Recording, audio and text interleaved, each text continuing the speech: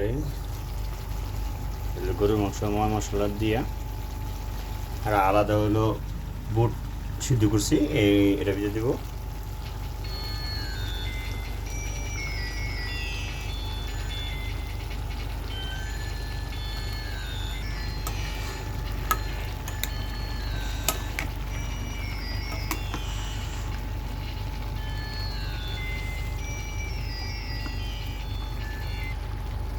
এটা সব হলো মাংস, আর আড্ডিগুলো এই যে এটার ভিতরে ময়লাগুলোর ভিতরে আমি আড্ডি ফেলাই দিছি। এই যে দেখাই, এই দেখেন আড্ডি, এর ভিতরে মাংস ছিল, সিনার মাংস। আমি এটা কাইটা এই যে রাখছি, এই যে আড্ডিগুলো অনেকগুলো ফেলাই দিছি আমি।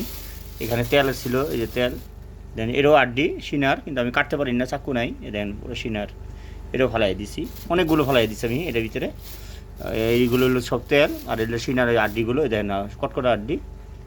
তা আমি এটা যে মাংসটুকু রাইখা সব ফালাই দিছি এটার ভিতরে, আর মাংসটুকু এখানে রাখছি, এটা দিয়ে পাক করতেছি। কারণ ওই আমার নেই, চাপাটি নেই যে মাংসগুলো কাটবো। তা আমি এই মাংসগুলো কাটছি, আপনার যন্ত্র আমার হলো এই যে চাকুটা, এই চাকুটা দিয়ে। আর তার সাথে আছে একটা জিনিস আছে, তার সাথে একটা হাতুড় আছে। এই হাতুড় দিয়ে চাকু দিয়ে উপরে বাইরে বাইরে মনে করেন মাংসগুলো কাটা হয়েছে আমার। এর জন্য আমি অনেকগুলো মাংস আড্ডি ফালাই দিছি, কারণ শুক্রবার নামাজের টাইম, তা সময় নাই।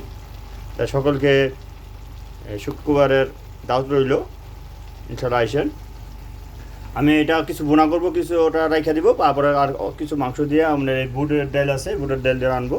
আগে কষাইয়া কিছু মাংস বোনা আমি আলাদা করে রাইখা দিব, কারণ আমি একদিন আনলে দুদিন খাওয়া লাগে, তা দুদিনের জন্য রাঁধছি। তো এইখানে কমপক্ষে আপনার 1 থেকে 1.5 কেজি মতন আছে, আর 1 কেজি মতো মনে করেন আবিজাবি ফেলাই দিছি, তেল আর ডিমটি ফেলাই দিছি, এগুলো সবগুলো মাংস, ঠিক আছে। তা ভিডিও যদি ভালো লাগে বেশি বেশি লাইক অ্যান্ড কমেন্ট করবেন। ভিডিও আমি রান্নার পরও একটা ভিডিও দিব ইনশাল্লাহ।